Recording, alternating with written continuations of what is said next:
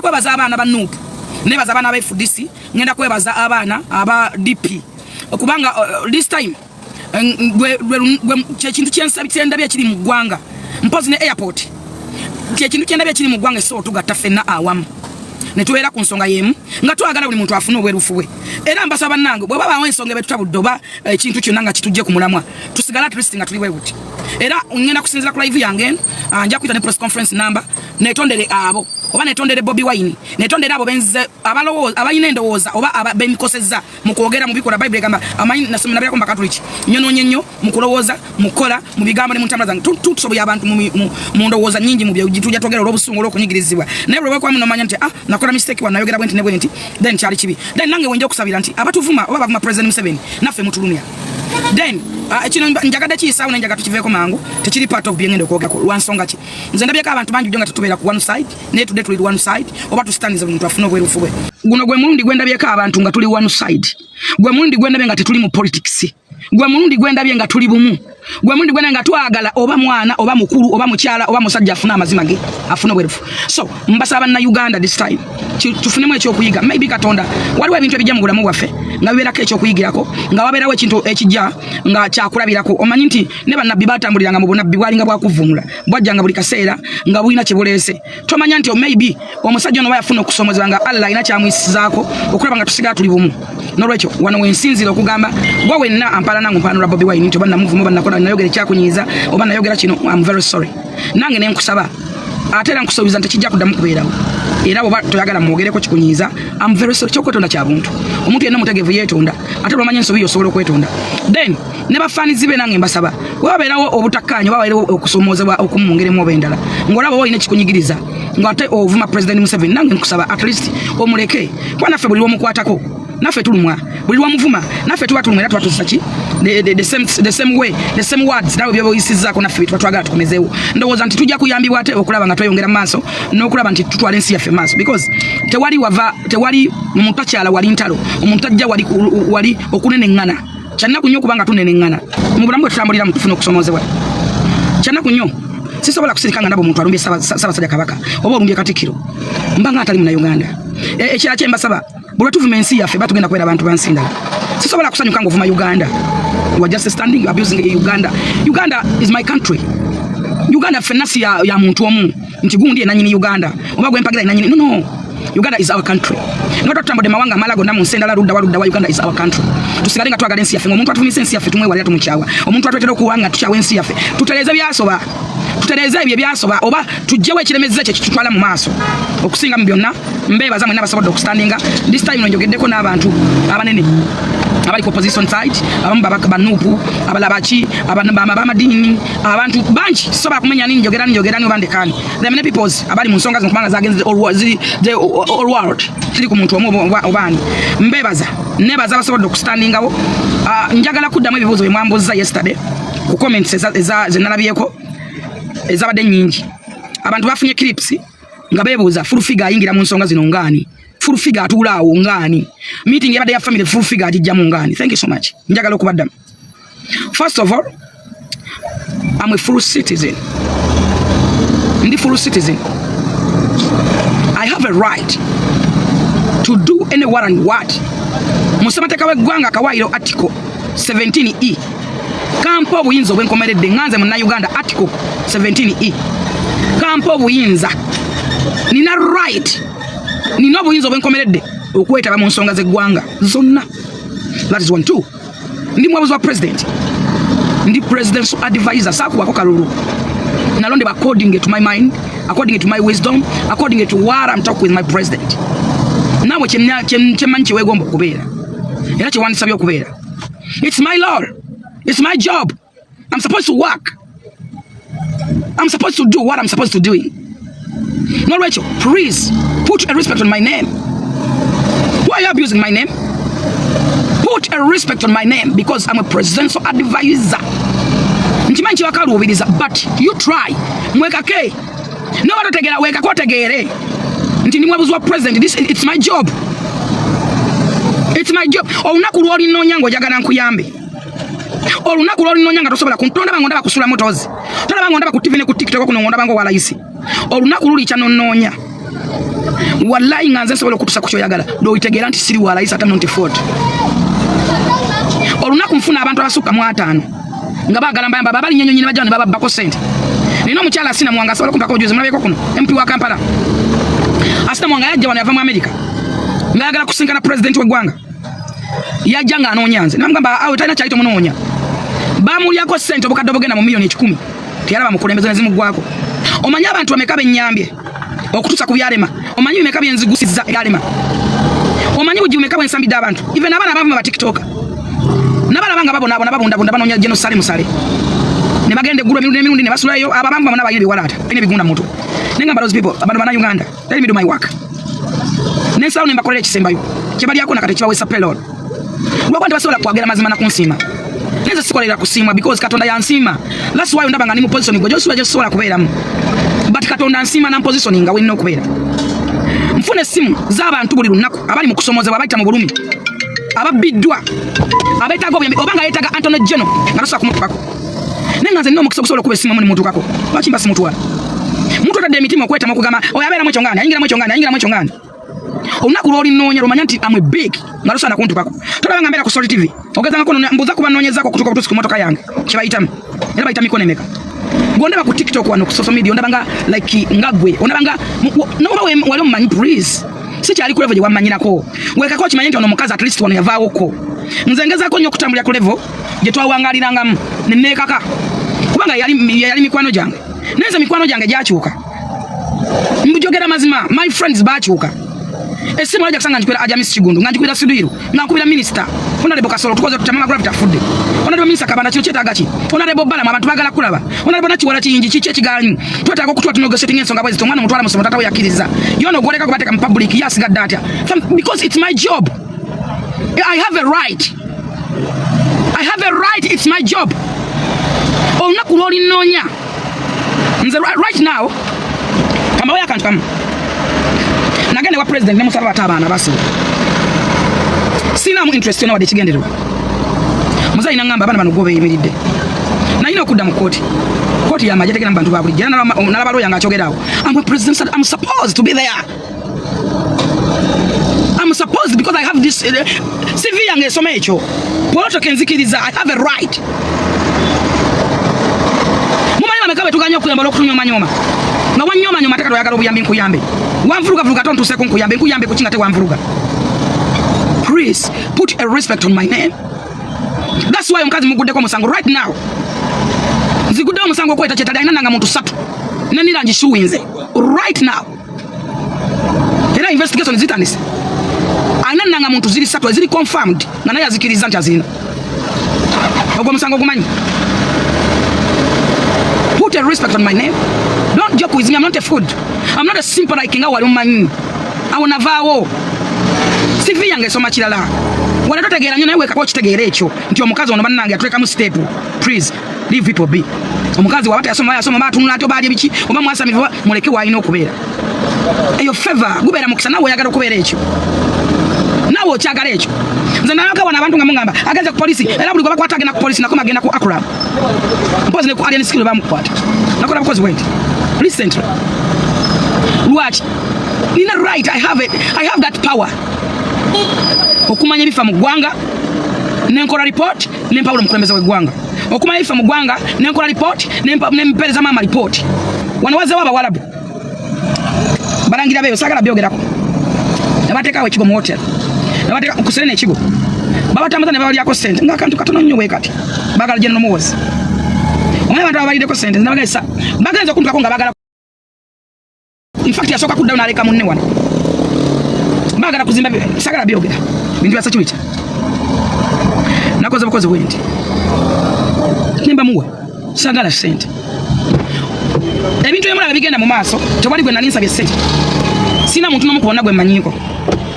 era tewali gwe nali nsabye ssente era tewali yali ampadde ssente lwaki in fact nza genda okuwaayo ssente kuba njagala kuyamba ani oli omusajja Sekawumalu basobole muterayo application bail ina kusosoba lawyer bansa just 5 million saagala byogerako ebyo byonna mu byonna ebintu ebiri emisanga giri mu kote egyogerwako batujja okwogera kuba ekitonotono ekiriwo oba munnayuganda okutegera kiki ekigenda mu maaso. Nze nvuddeyo okwebaza abantu bonna. Allo w'ekitiibwa ayinza okwayasizzaako okulaba nti ate tufunayo ng'eringa lesson oba reason oba something to do. Tetusobola okusitandika ku kintu ekimu nga ffenna mu mbeera gye tutambuliramu buli muntu gy'abayimiridde nati wabawo ekintu ekirugattanga bannayuganda tetusobola okukiyimirirako omulundi gumu oba ne tukyogerezeganya bulungi ne tulaba nga ate tukikwasaganya ne kiguka. Nga tukiyingizaamu politics tukiyingizaamu ani because otulanga tuli bannayuganda tulina ebintu ebitugatta ng'obwakabaka. Ekyo kikwata ku bwakabaka bwa Busoga kikwatako. Ekikwata ku bwakabaka bwa Buganda kikwatako. Ekikwata ku bwakabaka bwa Bunyoro kikukwatako. We are Ugandan. Tulina okusigala nga tumuvinga mu nsi yaffe. Tulina okusigala nga twagaza ensi yaffe abantu abalala. Tulina okusigala nga twagaza bannayuganda bannaffe abatamanyi kubanga okutegera kwaffe tekutambulira we wamu. Tetuli ku ntegera y'emu. Naye atamanyi mubuulira asobole okumanya ensi ye n'eggwanga lye ekiki atakimanya akimanye. Tulabyeko ensi ng'ensi zi Saudi Arabia. Batekane sente mu budget nga za kusomesa abaana bato kubasomesa okwagala ensi yaabwe. Kuvanga baby nga teeko ino okusoma okwagala ensi yo. Ngera bakibasomesa. Kyova laba ensi yaabwe bali musayi ne bwakuba omwana abadde akola mu house girl oba house maid bakadama baganda bannaffe abo namukuba n'agenda ku polisi namwabi ate namusinga namulekayo. Kebere maiti avayo nga tamusibye nga maiti bagisibye. Because baki bateeka mu musayi. Emitimagana egizza gibeerawo gireme kutwawukanya. Ebiriwa by'ekiseera obusera bireme kutwawukanya. Ebintu ebyo bizabanyi nga babibeeramu. Njagala kyotafunye bulungu okukyogera. Kyogenda okwogera kirumizza ni kimukomezza wa. Oyina kubeerawo otya. Finally YouTube kw'olyako ku YouTube. You a YouTuber, yes. But omuntu wakwatira story soko obuuze. Oba soko ofumintirize. Lusikali bbala kali awe weeyikira weewa. Bwe bamutuukirira ne bamuwa ensonga. Kubanga ffenna amazima mugamanyi twalaba sympathy. Ensi yonna yali breaking news. Nabana ayise avudde yali mu ngalo tewali agambibwako takwatibwako awaayo ssente twagala buyambi twagala kuyamba ensi yavaayo koti y'abantu ereeta obuyambi ng'amazima omuntu ali kukomera 10 days omuntu ali mukomera 15 days ovuddeyo olaze nti simukwate sagala genda yeeyo eyo sagala kugendayo si bye byandese njagala okuddamu gwabuuza full figure atuulaawo ngaani full figure ayingira mu court mu family ngani nakiwala otuwata ne full figure njagala okubadda mu kyeyazeemu ati mwakiwulidde yamuzeemu namugamba it's my courage muwabuzi wa president tuli ku ddala eri tuli ku kintu kyekimu you supposed to sit ate olina right olina okumuwuliriza era otojja kuyitawo bw'ovanga ano ojja mawulire ng'oyagala bakuyambe please gumire bigenda okujja make sure nga olina amazima n'obwerufu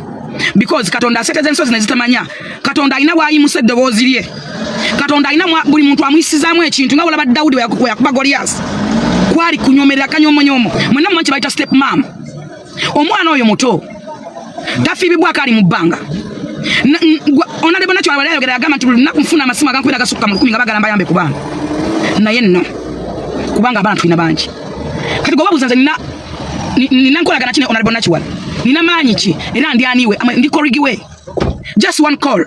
nti omwana naye muteeke ku basale because face yerabise future yeri luddawa one call family yagala okulaba abantu bangi batane masimu g'abantu abo ffe tugayina amasimu agaffe galabika mangu tuba presenter ba TV abasinga okulabibwa mu nsi yonna nti wankubira sona nga Jennifer Nyambako njagala namba yagu njagala ntuuse wagundi bwe mba kisobola nga nti wali time leka nkikolere si kyabugaga kyakya kuwa kisinga kwekyo leka nkutuuseeyo oba osifunamu oba tokifunyeemu naye nze nkutuusizza nemera abantu bentuusiza batalina watasuubya na kutuuka we baali tebalootanga nga n'abaali nze namukwano gwange wano munasonya omwogerako ngenda mwogerako omwami bamuyita Muyanga Lutaaya yasoma wa luzungu lungi nagendako ku TV emu ne bampaako yali Baba TV nga buli lunaku omusajja babajja nali wa Balamu ne bantwaliza Balamu ya radio ne bantwaliriza ewo omusajja nalebo bali nakola olunaku lumu TV ne kuba views zeta kuba nko bucyange beerawo sajja nagamba full figure buli lunaku buli lwajja tumwaka kadde buli lwajja navuga amafana jja wano nandika ku perero nga lwenji janga mu wiki nogenda mu mulundi gumu nafuna akadde ke sente kati ntuka ngendo kola musajja nga wa NRM nogamba ampanga 5 ne bano baweeko